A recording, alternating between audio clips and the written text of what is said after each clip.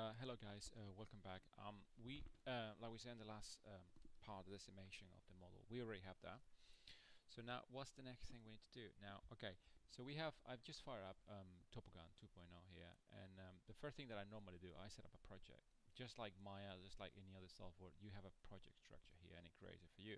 So that would be like the most advisable thing to first do before we load anything or load the reference. So we have everything in a localized place. So whenever if you want to move your project to another computer, then everything will be in a single folder structure.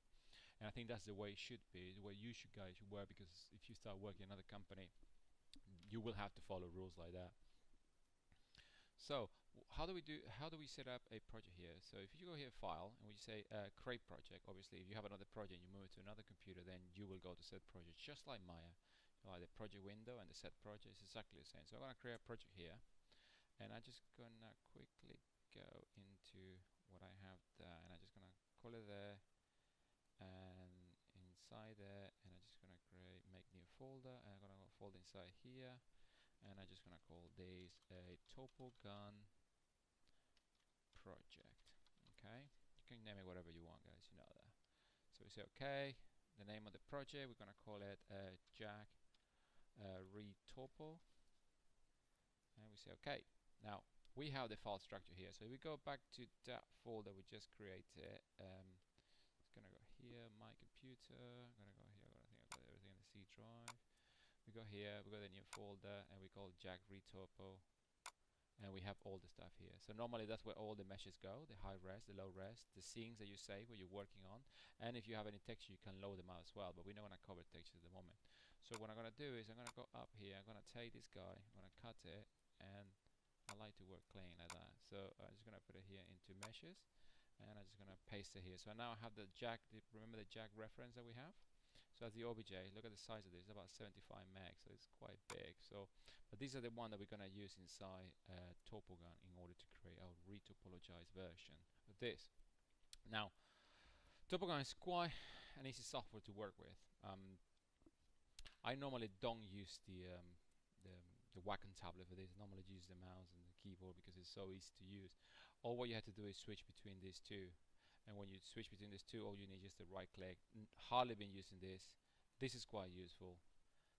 Couple of tools here that we're gonna go through later, and the symmetry here. Pretty much with that you can do anything.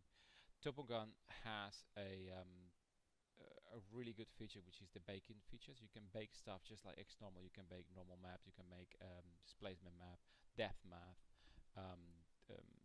ambient occlusion map. One of the best ambient occlusion guys. If you ever trying to master it, probably I'm going to do a tutorial on this, because the ambient occlusion maps that I have gotten through this software are far superior and faster than any other software I use.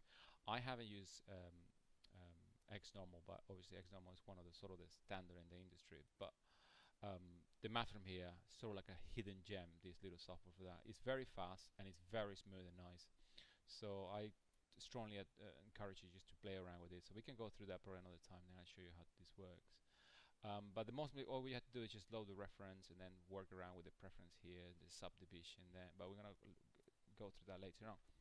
So the first thing we need to do is I'm just gonna load the reference. So I'm just gonna go here automatically. You see, that's what I put it here automatically in the mesh folder, because that's where it automatically points to when you say load reference.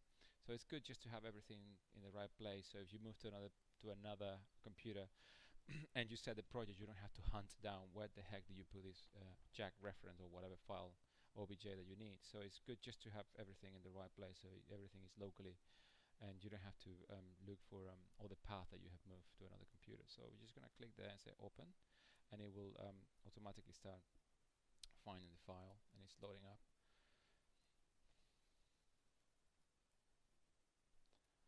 You just give it a second.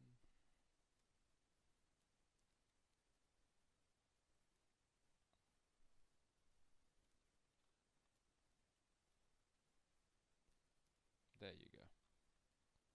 So the file is right here. So we got this file, and I think it's a little bit slow, and I think it's all because I'm using the this screen capture software. But you can see here, obviously the shader helps a lot. The shape is very nice. You can hardly see any changes. This is only 800,000 polygons of the original 4.5 million polygon that we have, and the shape is preserved. Obviously it's being optimized, it's being triangulated, so it's only good for this kind of work, retopologizing at the moment. So right, so what's the first thing you need to do? Obviously we have the aim of retopologizing, like you've seen probably in the class that I've been doing, is that you're trying to create clean geometry. You're trying to create clean geometry because you either want to have clean geometry within ZBrush. It's a good practice. You don't have to this day with the software we just use for concept art, it's fine. But if you want to have clean geometry inside ZBrush, you can use it here. You can, like I said, just to reinforce, you can do the retopologizing inside ZBrush with no issues. Now, but here, most likely you're going to use this character for animation, like you see in my demo. This character has been rigged, so I needed to do this because I needed to have good topology. So when I do rigging and weight painting, I have a good structure so I can work with. Now, is either that, or is it that you just want to have rendering inside Maya, for example, for another third-party renderer like RenderMan or Arno. It's good to have topology, a good topology, and obviously if you bring a high-res module inside ZBrush, or in this case Maya, sorry, most likely you know will be able to handle. It's not an optimal thing to have 800,000 polygon there. Most likely you bring something that is about 3,000, 4,000 or 5,000 polygon or more within that range, the 10,000, and then you can just apply displacement maps and normal maps and shading technique to make it look like it's very high res. So that's how I did this. This model, when I render it, has a displacement map, a normal map, a specular map, all that sort of map that you create, and they will all generated from ZBrush. So I'm in Occlusion Map as well, which actually I think I generated from this software, TopoGun. So anyway, so you do need a low res clean version of this. So now what we're gonna do is it's gonna show you what's the only thing you need to learn about this. Obviously this works just like Maya. You press Alt, you press middle click, you can drag, right click, you zoom out, click with Alt, and you can you can just go and just spin around there. You can just press the middle Alt and middle click, and then you can just pan. So it's pretty much just like Maya. So if you've obviously been working with Maya, that's not an issue. Now the first thing we're going to do is I'm just going to show you that this little tool, these two tools here are the master of this, and then a couple of key shortcuts. So you got this edit tool when you want to move point, and you got the create tool when you want to create tool. So normally if you do right click, you switch between one tool and another one. You see right click here, we go into this tool, which is the create tool, and we go right here and we go into the edit tool. That's pretty much all what you need. These two tools, and probably doing this little bridge here. So what I'm going to do is very easy. The good thing is you click, whatever you click is gonna get stuck onto the model, sort of like a magnet. So you click, if you say like right click or click here, and then you see it's there, and then you can click there, there. If you want to merge these two, you press Control. You see how it goes red? It means that it's next point that it's gonna touch to. So you go there, you press Control. Now I'm moving to this point. Press Control. Now I'm touching. You see how easy it is? So we got there, and then we just go click, click, click, click, click, click, and then Control, Control, Control. If I press Control to here, then it will create this. We don't want that. So undo that. So if I want to move to this point here and then close this, if I want to, all I have to do is press Control. It goes red. Go here, Control here, move to this one, and then I click on that one, and then I close. Say I don't like where this point goes. You just right click, and now you can move stuff here. You see? So you can, with the right click edit mode, you can just go here and start moving the points where you want them, and you create if you are in edit mode like this and you are in this point, that was the last one you did, and you press right click, and then you're gonna start creating a brand new branch of polygons there. Press Control, Control. If you press Shift, you can create an extra point, so you can split this. Set Shift, you see? Shift, and you split in the point. Normal click, normal click, normal click. You press Control, Control to move around this. If I want to move to this point here, you can either right click and move to that, and then right click again, and then you can go into this point. Control, Control. Say I want to merge these two here.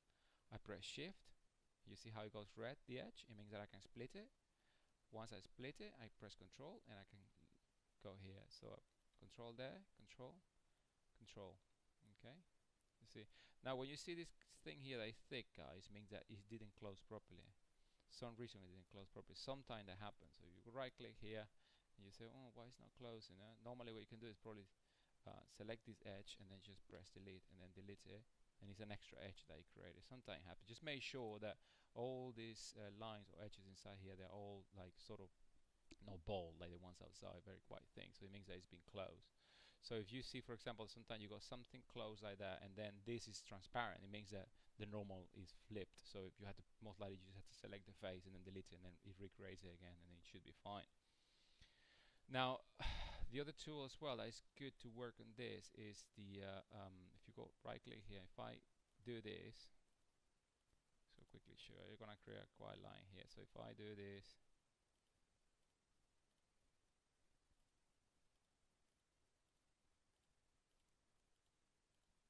and I'm just gonna do this little thing like that, this little line. So I sort of keep in the same line that goes here, so I can create this. So if I click this tool here, the bridge tool, very good. Click there, you see how it automatically snapped to there, and you can just go and create your edges there. Another one. Very easy. Voila, you got your piece of geometry there. Even doing this little bit, guys, can you imagine doing it in Maya? It would be take probably a little bit longer than this. And at the same time, you're creating shape. But that's the beauty of having ZBrush, that you can focus on creating the shape that looks really nice, and then don't worry about that. The technicalities come later on. So as long as you are happy creating, being creative, and create your models, then just let your imagination go. You can just ignore the technicalities, and then later on worry about that. So that's the beauty of that. That's what I always do. I always go create my models, play around with them, see different decisions. I make my design decisions and go from one model to another until I'm happy with it. And then I say, okay, now I got this. Now I have to make it work. I have to bring it into Maya. I have to do animation. I have to do rigging. Then I'll worry about all that later on. So I don't have to worry from the beginning that, oh, I don't know how to do this. How am I going to do that? So just go with the flow, and then later on you can just go into the deep end of this sort of project. So right, so we got this. Now what I'm going to do, I'm just going to pause this here, and then I'm going to come back there when I've done one side of the model, and then I'm going to show you what you can do to bring it to the other side. Okay, so obviously at the moment, before I move on to that bit, I'm just going to show you that this bit here, if you marquee select this edge here, is selecting edges and selecting at the same time vertices. If you just only want to select vertices, what you do is you just go here and say, I'm just going to click outside, just going to uncheck edges and faces, so I can't select faces, I only select vertices. So normally if you want to put stuff here right in the middle, you can just probably drag it like that. You see how it snaps automatically to the shape, so that's good. So if I want to make sure that it's right in the middle, so I have symmetry, all I have to do is select that edge and then go and say zero symmetry. You click that, you see how automatically it goes right in the middle of this. Okay, the same with this here. So you just select that there and you say zero symmetry, and it automatically goes right in the middle. It knows exactly where the middle of the model is. Obviously at the moment this character is symmetrical, so it works. If it's not symmetrical, then it should be an issue with that. But normally you can retopology as well, not caring about that. You can just do a few bits and then fix them later on in Maya. Anyway, so I'm just going to pause this here, and then I'm going to come back later when I've done half of the models, and then I'm going to show you what's the whole process of creating this. So alright, stay tuned, thank you very much, and I'll see you in a minute.